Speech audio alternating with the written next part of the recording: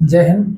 देखिए यहाँ पे हम मध्यकालीन भारत का इतिहास पढ़ रहे थे और ये तीसरा लेक्चर होगा। 2 लेक्चर ले चुके हैं और उसमें से हमने पहले देखा था अरबों का आक्रमण, फिर तुर्कों का आक्रमण। तुर्कों के आक्रमण में हमने देखा था कि कैसे महमूद गजनवी ने आक्रमण किया, फिर मोहम्मद गौरी ने आक्रमण किया। मोहम्मद गजनवी की सारी चीज़ें हमने कंप्लीट की, गौरी की कंप्लीट की। फिर गौरी के बाद जो गौरी का गुलाम कुतुबुद्दीन ऐबक था, गौरी उसे भारत का जो तो शासन प्रशासन छोड़ करके वापस गया। और फिर कुतुबुद्दीन ऐबक ने जो तो गौरी के मरने के बाद 1206 में जब गौरी मर गया, उसके बाद किस प्रकार से कुतुबुद्दीन ऐबक ने गुलाम वंश की स्थापना की। और उसके आगे फिर कुतुबुद्दीन ऐबक ऐबक, फिर उसके बाद आराम शाह, फिर इल्तुतमिश, और इल्तुतमिश के बाद उसका बेटा रुकनुद्दीन, फिर उसकी बेटी रजिया सुल्तान, और इसी तरीके से फिर आगे सीक्वेंस में हमने देखा था। और बलबन लास्ट में, और बलबन का जो बेटा था तो शमसुद्दीन कैक्यूमर्स था, जो गुलाम वंश का अंतिम शासक था। वो एक छोटा सा बच्चा था। ठीक है, यहाँ तक हमने किया था। इसके पहले मैं थोड़ी सी चीज़ें बता देता हूँ। हमने जब देखा था, हमने जब उसके बारे में पढ़ा था, क्या बोलते हैं, मोहम्मद पृथ्वीराज चौहान के बारे में। किसके बारे में? पृथ्वीराज चौहान के बारे में। तो यहाँ पे मैंने एक दो पॉइंट नहीं बताए थे, हालांकि मैं पहले वाले लेक्चरों में बता चुका था उसको, जब हम पढ़ रहे थे राजवंश। वो क्या नहीं बताया था मैं यहाँ पे। जब हमने मोहम्मद गौरी और पृथ्वीराज चौहान के बीच की कहानी देखी थी, तो उसमें से मैंने एक चीज़ नहीं बताई थी कि चौहान पृथ्वीराज चौहान के जो दरबारी था, तो उसका क्या नाम था उसका? क्या नाम था उसका? नाम था चंदबर दाई। क्या नाम था? चंदबर दाई। ठीक है। और इसने एक पुस्तक लिखी थी जिसका नाम था पृथ्वीराज पृथ्वीराज रासो। तो ये आप नोट कर लीजिएगा। हालांकि मैं इसको काफ़ी पहले बताया था, जब हम भारतीय राजवंश कर रहे थे, तो वहाँ पे पृथ्वीराज के बारे में जब बताया था तो ये चीज़ मैंने बताया था। लेकिन कल वाले लेक्चर में मैंने नहीं बताया, तो इसको आप वहाँ पे ऐड कर लीजिएगा। ठीक है। तो अब आगे हम देखते हैं। उसके पहले मैं कुछ क्वेश्चन आपको और बता देता हूँ। क्वेश्चन यदि करेंगे और कमेंट करेंगे तो उसमें से काफ़ी ज़्यादा फायदा होगा। ठीक है। तो क्वेश्चन आपके लिए है कि जैसे हमने कल परसों के जो लेक्चर किए थे, उनमें से जो क्वेश्चन बनेंगे, तो कल के तो मैंने किए थे। परसों जो लेक्चर लिया था उसमें कल का हमने क्वेश्चन दिया था। और आज हम क्या क्वेश्चन देंगे जो कल के लेक्चर के होंगे। तो उसमें से जैसे हम बात करें कि मोहम्मद गौरी ने प्रथम आक्रमण कब किया। गौरी ने प्रथम आक्रमण कब किया, दूसरा आक्रमण कब किया, सेकंड आक्रमण कब किया। ठीक है। और गुजरात के किस शासक ने इसको पराजित किया। गुजरात के किस शासक ने इसको पराजित किया। तराइन का प्रथम युद्ध कब हुआ। तराइन का फर्स्ट युद्ध कब हुआ। तराइन का सेकेंड युद्ध कब हुआ। तराइन का सेकेंड युद्ध कब हुआ। चंदावर का युद्ध कब हुआ। चंदावर का युद्ध कब हुआ और किन के बीच में हुआ, ये सारी चीजें बताना है। तराइन के प्रथम युद्ध में कौन जीता कौन हारा। चंदावर के युद्ध में कौन जीता कौन हारा। इसके आगे यदि हम बात करें तो संयोगिता कौन थे। संयोगिता कौन थी, इसके बारे में बताना है। जयचंद जयचंद के साथ किसका युद्ध हुआ था। जयचंद के साथ किसका युद्ध हुआ था और किस युद्ध में ये मारा गया जयचंद। ठीक है, तो ये बताना है। आगे यदि हम बात करें इसमें तो मोहम्मद गौरी ने भारत में किसको शासन प्रशासन करने के लिए छोड़ा, तो कौन था, किसे नियुक्त किया भारत के लिए। और यदि हम इसमें आगे बात करें तो यहाँ पे हम आगे बात करें तो कुतुबुद्दीन ऐबक, गुलाम वंश की स्थापना किसने की। गुलाम वंश की स्थापना किसने की। 2.5 दिन का झोपड़ा किसने बनवाया। 2.5 दिन का झोपड़ा किसने बनवाया। दिल्ली का कुवत उल इस्लाम मस्जिद, कुवत उल इस्लाम मस्जिद किसने बनवाया। ठीक है। कुतुबुद्दीन ऐबक के समय राजधानी क्या थी। कुतुबुद्दीन ऐबक के समय राजधानी क्या थी। ठीक है। इसकी मृत्यु कब हुई और कैसे हुई। मृत्यु कब हुई और कैसे हुई। और हम यदि आगे बात करें इसमें तो इसका मकबरा कहाँ पे है, इसे कहाँ पे दफनाया गया। कहाँ पे इसे दफनाया गया ये बताना है आपको। और यदि हम बात करें तो इसके बाद शासक कौन बना, कुतुबुद्दीन ऐबक के बाद शासक कौन बना। कुतुबुद्दीन ऐबक ने कौन कौन सी उपाधि धारण की। लाख बख्श के नाम से किसे जाना जाता है। हातिम द्वितीय के नाम से किसे जाना जाता है। हातिम द्वितीय की उपाधि किसने धारण की। और यदि हम यहाँ पे बात करें तो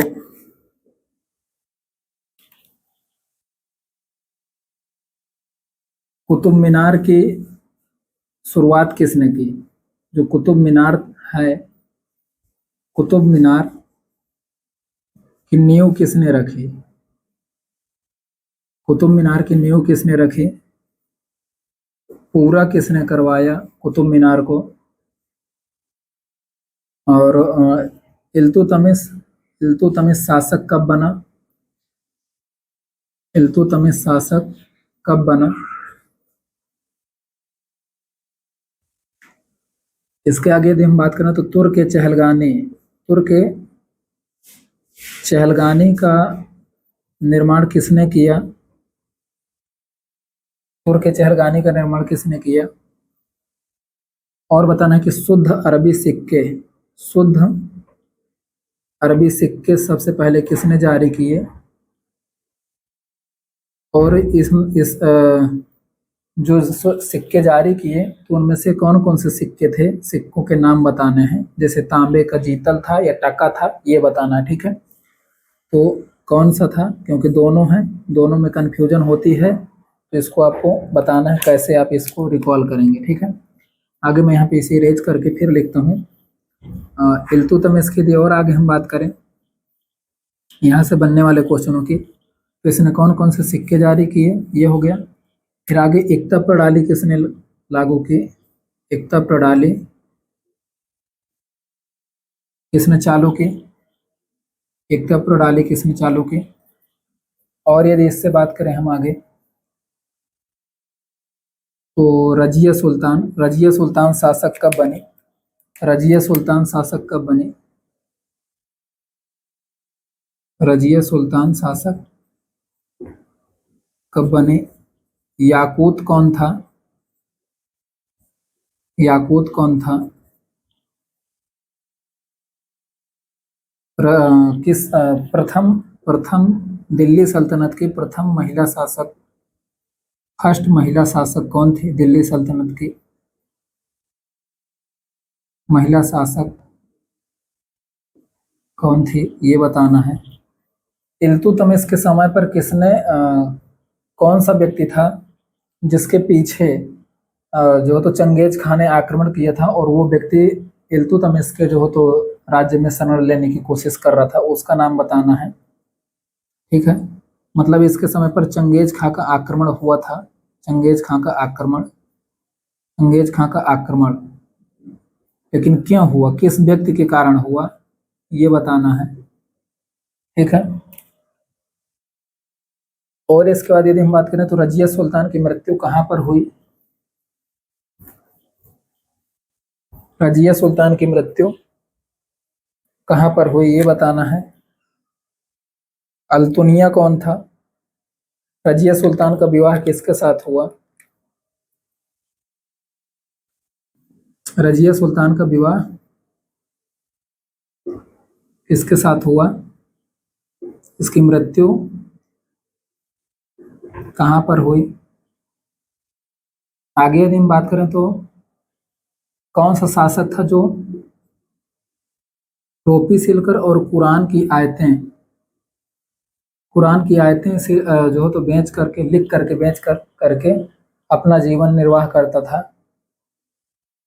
और यदि बात करें तो बलबन बलबन की उपाधि कौन सी थी। इसके बचपन का नाम क्या था। लौह एवं रक्त की नीति किसने अपनाई। तुर्क चहलगानी को किसने खत्म किया। तुर्क चहलगानी को किसने नष्ट कर दिया, ठीक है। और यहाँ पे यदि हम आगे बात करें क्वेश्चनों की, तो नवरोज त्योहार किसने स्टार्ट किया? सिजदा एवं पैबोस, सिजदा एवं पैबोस प्रथा किसने लागू की? और यदि आगे बात करें हम यहाँ पे, तो सीरी, सीरी नामक नगर, सीरी नामक नगर की स्थापना किसने की? इसके दरबारी कौन थे? इसके दरबारी कौन कौन थे ये भी बताना है।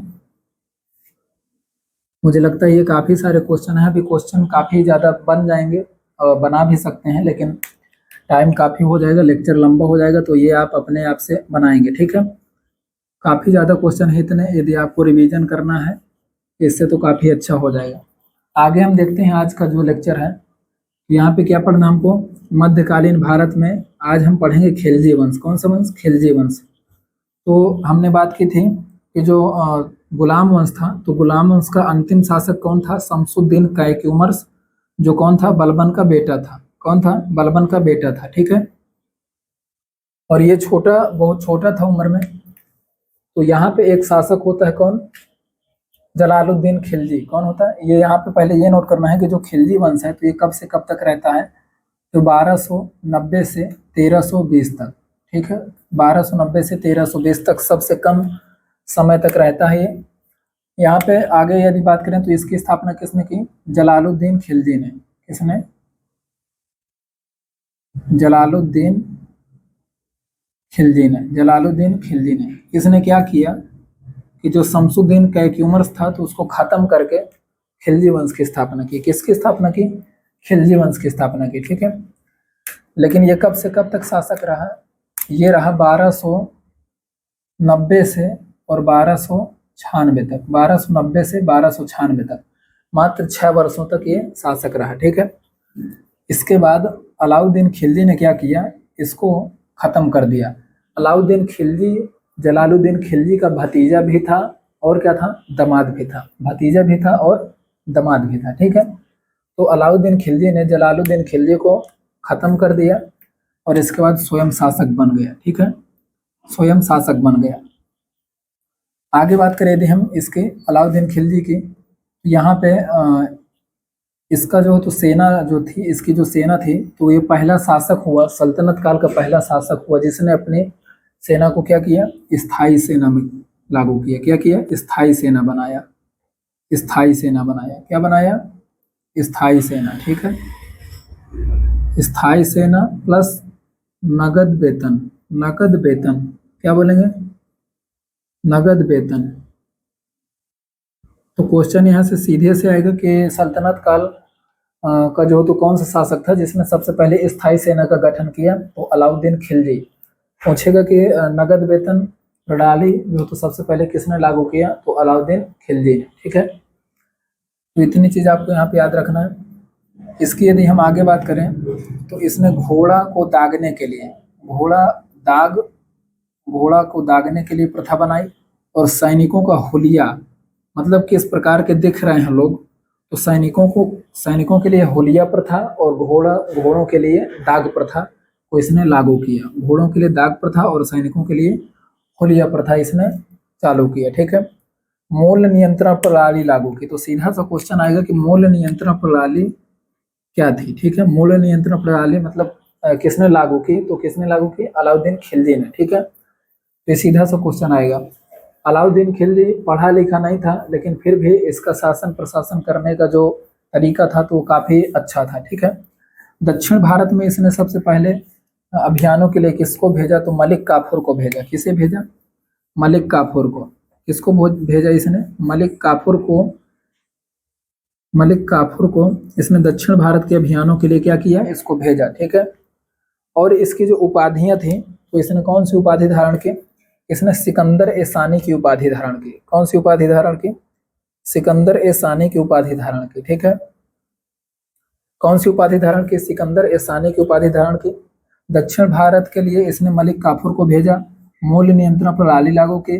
दक्षिण भारत के मलिक काफूर को भेजा हुलिया लिखने के लिए सैनिकों के लिए, और घोड़ों के लिए दाग प्रथा को चालू किया। स्थायी सेना का गठन किया, नगद वेतन प्रणाली को लागू किया। ठीक है। उपाधि इसने किसकी धारण की? इसने धारण की सिकंदर ए सानी की। किसकी? सिकंदर ए सानी की उपाधि धारण की। ठीक है, सिकंदर ए सानी की उपाधि धारण की। ठीक है, तो ये चीज आपको यहाँ पे याद रखना है, सिकंदर ए सानी की उपाधि धारण की। आगे यदि हम बात करें तो इसने स्थापत्य में कौन कौन से काम किए? तो इसने स्थापत्य में जमायत खाना मस्जिद का निर्माण करवाया। सीरी का किला। बलबन की बात करें तो बलबन ने सीरी नामक नगर की स्थापना की थी। लेकिन खिलजी की बात करें, अलाउद्दीन खिलजी की, तो इसने सीरी का किले का निर्माण करवाया था। क्या करवाया था? सीरी में किले का निर्माण करवाया था। और यदि बलबन की बात करेंगे तो सीरी नामक नगर की स्थापना की थी। तो कंफ्यूज नहीं होना है यहाँ पे। आगे देखें यदि हमने इसमें, तो इसने अलाई दरवाजे का निर्माण करवाया, हजार खंभा महल का निर्माण करवाया। अब यहाँ से अलाई दरवाजे के बारे में दो मुख्य पॉइंट और हैं। ये जितने भी लिखे हैं, 4 स्थापत्य के मैंने नाम लिखे हैं इससे, और जो तो ये सभी इंपॉर्टेंट है, आते हैं। ठीक है। अलाई दरवाजे की बात करें तो ये कुतुब मीनार के परिसर में है, दिल्ली में। ठीक है, कहाँ पे है? कुतुब मीनार के परिसर में। और इसे इस्लामी वास्तुकला का रत्न कहा जाता है। ठीक है, वेरी वेरी इंपॉर्टेंट क्वेश्चन है। क्वेश्चन आएगा कि इस्लामिक वास्तुकला का रत्न किसे कहा जाता है? तो अलाई दरवाजे को। किसे कहा जाता है? अलाई दरवाजे को। ठीक है, तो यहाँ से आपको ये चीज याद रखना है। टैक्स के बारे में बात करें तो टैक्स यहाँ पे क्या क्या था, इसने क्या क्या रखा? टैक्स इसका काफी हाई था। ठीक है, 1/2 इसने टैक्स कर रखा था। कितना? 1/2 यानी 50%, सीधे 50% टैक्स वसूल रहा था। ठीक है, और इसीलिए स्थायी जो तो सेना जैसी जो तो प्रणाली को लागू कर पा रहा था। ठीक है, स्थायी सेना प्रणाली का मतलब क्या है? कि यदि युद्ध नहीं भी हो रहा है, पहले जैसे शासक क्या करते थे, जैसे युद्ध आने वाला है, किसी शासक से हो रहा है, तो सैनिकों को बुला लिया जाता था। तो उस टाइम पे तो उनको वेतन दिया जाता था जिस टाइम पे वो युद्ध करते थे। लेकिन युद्ध खत्म होने के बाद सभी सैनिक अपने अपने घरों में ज्यादातर चले जाते थे, और उसके बाद उनका कोई वेतन नहीं मिलता था। ठीक है, लेकिन इसने स्थायी सेना में, जैसे आज हमारे इधर पे आर्मी और पुलिस है, कोई काम हो या ना हो, बॉर्डर पे वो युद्ध करें या ना करें, लेकिन फिर भी उनको वेतन मिलता है, तो वैसे ही इस प्रकार की इसने सुविधा बनाई थी। स्थायी सेना और नगद वेतन की प्रणाली अपनाई थी। ठीक है, तो ये चीज काफी बेहतर थी। इससे क्या था कि जो सैनिकों को वेतन मिलता था, तो यदि युद्ध भी नहीं है तो वहीं पे रहते थे, और क्या होते थे? हमेशा मोटिवेट रहते थे। ठीक है, तो इसलिए काफी बेहतर तरीके से वो लोग युद्ध करते थे, और काफी जगह पे अलाउद्दीन खिलजी को इसी कारण से विजय प्राप्त हुई। ठीक है, काफी कम समय में इसने काफी बड़े क्षेत्र में जो तो अधिकार कर लिया था। मात्र इसका शासनकाल कब से कब तक था, यहाँ पे ये थोड़ा सा नोट करिएगा आप। यहाँ पे 1296 से, कब से? 1296 से 1296 से ये कब तक रहा? 1316 तक। 1316 तक, 1296 से 1316 तक इसने शासन किया। ठीक है, तो ये चीज यहाँ पे आपको याद रखना है। आगे यहाँ पे देखें तो इसने कौन कौन से कर लगाए? चराई कर और गढ़ी कर। चराई कर और गढ़ी कर। चराई कर मतलब जो पशु होते थे, ठीक है, उनके ऊपर वो जो घास फूस खाते थे, उसके लिए इसने टैक्स लगाया। और गढ़ी कर मतलब गढ़ मतलब घर को भी बोला जाता है। तो जो घर होते थे, घरों के ऊपर भी इसने टैक्स लगाया। ठीक है, ये चीज आपको यहाँ से याद रखनी है। तो इसने गढ़ी कर और चरी कर, 2 तरीके के एक्स्ट्रा टैक्स इसने लगा दिए। ठीक है, चराई कर जानवरों के ऊपर और गढ़ी कर घरों के लिए। ठीक है, दक्षिण भारत में यहाँ से क्वेश्चन एक सीधा सा आएगा कि दक्षिण भारत में किसने सफल अभियान जो तो किया, किसने सबसे पहले सफलता हासिल की? तो अलाउद्दीन खिलजी ने। दक्षिण भारत में सबसे पहले किसने सफलता हासिल की? सबसे पहले सफल आक्रमण। ठीक है, यह वहां पे अधिकार किसने जमाया? तो कौन हो जाएगा? अलाउद्दीन खिलजी। ठीक है, कौन हो जाएगा? अलाउद्दीन खिलजी। ठीक है, यहाँ से आपको ये चीज यहाँ पे याद रखनी है। आगे यदि हम बात करें तो इसने चित्तौड़ में अभियान किया, चित्तौड़ के लिए अभियान किया 1303 में। और यहाँ के राजा कौन थे? राणा रतन सिंह। कौन थे? राणा रतन सिंह। ठीक है, ये वही है जो जिनकी पत्नी कौन थी? पद्मावती। ठीक है, राणा रतन सिंह और यहाँ पे पद्मावती। ठीक है। आगे इसने यहाँ पे हम देखते हैं कि बाजार नियंत्रण प्रणाली की बात करें तो बाजार नियंत्रण प्रणाली में यहाँ पे इसने क्या क्या करा, दीवान ए रियासत नामक एक पद बनाया। क्या बनाया? दीवान ए रियासत। तो दीवान ए रियासत नामक जो पद था, तो इसका जो अधिकारी होता था वो क्या करता था, पूरा जो हो तो ये सबसे बड़ा पूरे मंडी का पूरे उसका क्या होता था, ये नियंत्रक होता था। क्या होता था? ये नियंत्रक होता था। ठीक है, ये सबसे बड़ा अधिकारी होता था, नियंत्रक होता था। साहना ए मंडी, साहना का मतलब होता है अधिकारी। क्या होता है? अधिकारी होता है। और किसका अधिकारी? मंडी का अधिकारी। ठीक है, तो जहां पर बाजार लगती थी तो वहां का अधिकारी कौन होता था? साहना मंडी। ठीक है, तो यहाँ पे आप याद रखेंगे कि मंडी का अधिकारी। ठीक है, क्या होगा? ये मंडी का अधिकारी होता था। यहाँ पे ये चीज आपको याद रखना है। आगे यदि हम बात करें तो ये जो बरीद है, वरीद का मतलब क्या था? ये घूम घूम करके क्या करता था? घूम घूम करके, घूम घूम करके क्या करता था? ये देख रेख करता था पूरे मंडी की। क्या करता था? घूम कर देख रेख करता था, देख रेख। ठीक है, यहाँ पे आगे बात करें यदि तो मोहनियान और इसी को गुप्तचर। तो यहाँ से तो गुप्तचर से तो आपको क्लियर हो गया होगा, लेकिन ये वर्ड आपको जरूर याद रखना है कि मुनहियान क्या था। ठीक है, तो मुनहियान मतलब गुप्तचर का काम। ठीक है, सराय ए अदल, सराय ए अदल, सराय का मतलब क्या है? स्थान। क्या है? स्थान। सराय का मतलब क्या होता था? स्थान होता था। ठीक है, तो सराय ए अदल ये एक ऐसा स्थान होता था जहाँ पे खाद्यान्न के अलावा, जैसे हमारा कपड़ा हो गया, इस तरह की चीजें, मेवा हो गया, और भी बहुत सारी चीजें जो इस तरीके की आएंगी, तो उनके लिए जहाँ पे मंडी लगती थी तो उसको सराय ए अदल बोला जाता था। यहाँ पे एक चीज आपको और याद रखना है कि जो साहना ए मंडी होता था, तो ये एक अधिकारी भी था, मतलब अधिकारी को भी बोला जाता था साहना ए मंडी। और एक स्थान भी था जहाँ पे खाद्यान्नों का क्या लगता था? खाद्यान्नों को रखा जाता था, खाद्यान्नों की मंडी लगती थी, खाद्यान्नों की मंडी लगती थी।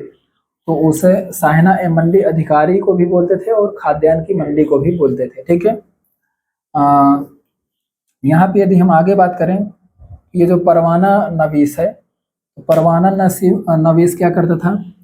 परवाना नवीस और जो तो देख रेख करने का काम ये भी करता था। क्या करता था? देख रेख करने का काम करता था ये।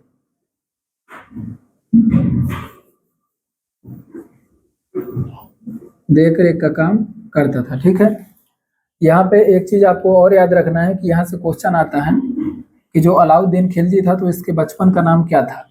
तो अलाउद्दीन खिलजी के बचपन का नाम क्या था? अली या गुरसास्प था। क्या था?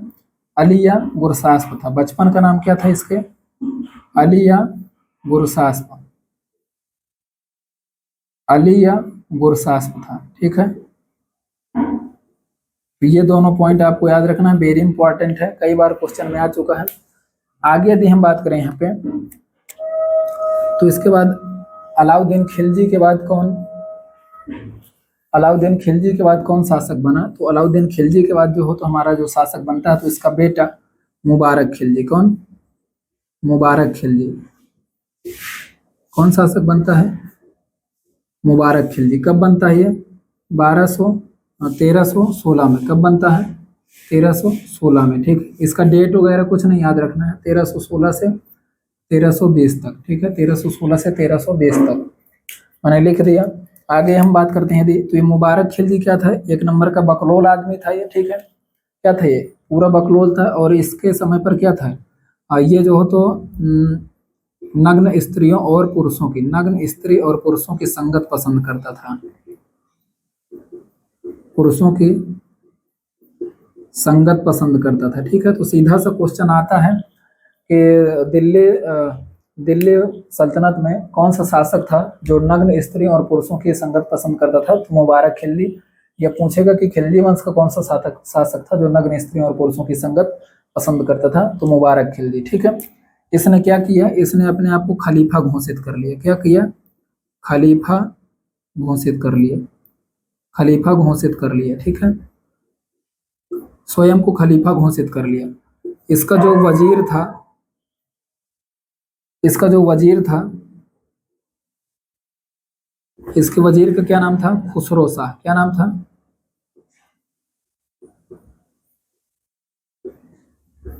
खुसरो, खुसरो खां, खुसरो शाह नहीं, खुसरो खां। अब ये जो खुसरो खां था तो ये मुबारक खिलजी से भी बड़ा वाला था, ठीक है। इसने क्या किया, इसने इसने खलीफा की उपाधि धारण की, तो इसने पैगंबर के सेनापति की उपाधि धारण कर ली। क्या की इसने, पैगंबर के सेनापति की उपाधि धारण कर ली, पैगंबर के सेनापति की उपाधि, ठीक है, पैगंबर के सेनापति की उपाधि धारण कर ली। और इसने क्या किया कि जो खुसरो खां था तो इसने मुबारक खिलजी को क्या कर दिया, खत्म कर दिया। खुसरो खां ने मुबारक खिलजी को खत्म कर दिया और स्वयं ये गद्दी पर बैठ गया, ठीक है। क्या किया, खुसरो खां ने मुबारक खिलजी को खत्म करके स्वयं गद्दी पर बैठ गया, शासन करने लगा। आगे हम देखेंगे जब इसके बाद हम पढ़ेंगे तुगलक वंश, तो हम देखेंगे कि खुसरो खां को गयासुद्दीन तुगलक खत्म करके फिर तुगलक वंश की स्थापना करता है, ठीक है। यहाँ तक आपको ये चीजें याद रखनी। मैं फिर से क्विक रिवीजन करवा देता हूँ। इसके बचपन का नाम अली गुरसास्प था। अलाउद्दीन खिलजी के 1290 में स्थापना हुई। 1290 से 1296 तक जलालुद्दीन खिलजी रहा। फिर 1296 से 1316 तक अलाउद्दीन रहा। सेना, स्थायी सेना, नगद वेतन, स्थायी सेना, नगद वेतन, स्थायी सेना, नगद वेतन, दाग प्रथा, हुलिया प्रथा, मूल्य नियंत्रण प्रणाली के जो तो इसने लागू किया। दक्षिण भारत में मलिक काफूर को भेजा। सिकंदर ए सानी की उपाधि धारण की। और क्या किया, जमायत खाना मस्जिद, सीरी का किला, अलाई दरवाजा, हजार खंभा महल का निर्माण करवाया अलाउद्दीन खिलजी ने। कुतुब मीनार परिसर में कौन है, अलाई दरवाजा, और इस्लामी वास्तुकला का रत्न कहा जाता है। कर में चराई कर और गढ़ी कर जो तो लगाया, ठीक है। दक्षिण भारत में सबसे पहले सफल आक्रमण यानी सफलता किसने प्राप्त की, तो किसने प्राप्त की, अलाउद्दीन खिलजी ने, ठीक है। आगे भी हम बात करें यहाँ पे, तो यहाँ पे चित्तौड़ में जब इसने आक्रमण किया 1303 में, यहाँ का शासक कौन था, राणा रतन सिंह। पद्मावती यहाँ की रानी थी, ठीक है। बाजार नियंत्रण मूल्य में जो तो नियंत्रक में दीवान ए रियासत, साहना मंडी, बरेद और मुनहियान और सराय ए अदल और परवाना नवीस जैसे जो तो प्रणालियों में इनके पदों का निर्माण किया, ठीक है। आगे भी हम यहाँ पे बात करें तो मुबारक खिलजी इसका बेटा जो शासक बना, तो ये क्या था, नग्न स्त्री पुरुषों की संगत इसे ज्यादा पसंद थी और इसने अपने आप को खलीफा घोषित किया। इसका वजीर खुसरो खां, और इसने पैगंबर के सेनापति की उपाधि धारण कर ली, ठीक है। फिर खुसरो खां इसकी हत्या कर देता है मुबारक खिलजी की, और फिर खुसरो खां की हत्या तुगलक वंश का संस्थापक गयासुद्दीन तुगलक कर देता है, ठीक है। और फिर तुगलक वंश की स्थापना होती है। तो यहाँ तक हमारा ये कंप्लीट होता है। अब इसके आगे मैं थोड़ा सा कुछ चीजें और बता देता हूँ। यहाँ पे हमें क्या देखना है कि एक चीज हमने देखी थी पहले, इसके बारे में, खुसरो के बारे में, अमीर खुसरो के बारे में। तो यहाँ से भी 2-4 पॉइंट अमीर खुसरो के बारे में काफी इंपॉर्टेंट है, तो उसे हम थोड़ा सा डिस्कस कर लेते हैं। अमीर खुसरो के बारे में हमने देखा था कि वो बलबन के समय में जो तो उसका दरबारी था। किसके समय में, बलबन के समय में, ठीक है। और अमीर खुसरो का जन्म कहाँ हुआ था, तो अमीर खुसरो का जन्म उत्तर प्रदेश के बदायूं में हुआ था। कहाँ पर, उत्तर प्रदेश के बदायूं में हुआ था। इसके बचपन का नाम क्या था, अमीर हसन। क्या नाम था, अमीर हसन नाम था। तो यहाँ पे आप अमीर खुसरो के बारे में लिखेंगे, अमीर खुसरो, इसका जन्म कहाँ पर हुआ, बदायूं में। कहाँ पर हुआ, बदायूं में हुआ, और 1252 में हुआ था। कब हुआ था, 1252 में हुआ था, ठीक है। इसका पुराना नाम क्या था, इसके पहले का नाम क्या था इसका, तो अमीर हसन नाम था। क्या नाम था, अमीर हसन। इसका पहला नाम क्या था, अमीर हसन। क्या नाम था, अमीर हसन। ये भी नोट करना है, ये क्वेश्चन में आ चुका है। बदायूं का जो हो तो बदायूं में इसका जन्म हुआ, और अमीर हसन के नाम से जाना जाता था अमीर खुसरो। और ये ऐसा जो हो तो वो था। इसके गुरु का क्या नाम था, निजामुद्दीन औलिया, निजामुद्दीन, निजामुद्दीन औलिया। क्या नाम था, निजामुद्दीन औलिया नाम था इसके गुरु का। आगे भी हम बात करें तो ये बलबन से लेकर के, बलबन से लेकर के, बलबन से और कहाँ तक रहा, मोहम्मद बिन तुगलक तक, मोहम्मद बिन तुगलक तक, मोहम्मद बिन तुगलक तक, तुगलक तक जो हो तो इसने तुगलक तक के शासकों को देखा। तुगलक तक के शासकों को देखा इसने। ठीक है, आगे क्वेश्चन ये आता है कि कौन सा जो हो तो सूफी संस्था जिसने बलबन से लेकर के मोहम्मद बिन तुगलक के शासनकाल को देखा, तो अमीर खुसरो। तो ये यहाँ से क्वेश्चन आता है, इसलिए मैं इसे नोट करवा रहा हूँ। आगे यदि हम बात करें यहाँ पे, तो इसे क्या बोला जाता था? तूतीय ए हिंद, तूतीय तूतीय ए हिंद, तूतीय ए हिंद, तूतीय ए हिंद। भारत का तोता, क्या भारत का तोता भी बोला जाता है, भारत का तोता भी बोला जाता है। ठीक है, और इसने क्या किया, इसको तबला तबला और सितार का क्या माना जाता है? ऐसा माना जाता है कि तबला और सितार को इसी ने प्रारंभ किया था। ठीक है, तबला और सितार को इसी ने प्रारंभ किया था। ठीक है, हालांकि सब कोई देखने नहीं जाता कि इन्होंने पहली बार तबला बजाया या सितार बजाया। ठीक है, वो जैसा लिखा है किताबों में तो है वैसा हमें पता है। ठीक है, तो तूतीय ए हिंद भारत का तोता, बलबन से मोहम्मद बिन तुगलक तक निजामुद्दीन औलिया इसके गुरु थे। अमीर हसन इनका पुराना नाम था, बदायूं में इनका जन्म हुआ था। ठीक है, तो अमीर खुसरो के बारे में आपको इतनी चीजें याद रखनी है। तो आज के लिए इतना ही रखते हैं, और नेक्स्ट लेक्चर में हम तुगलक वंश देखेंगे। तो मुझे लगता है कि काफी जो तो समझ में आया होगा आपको। तो आज के लिए इतना ही, जय हिंद।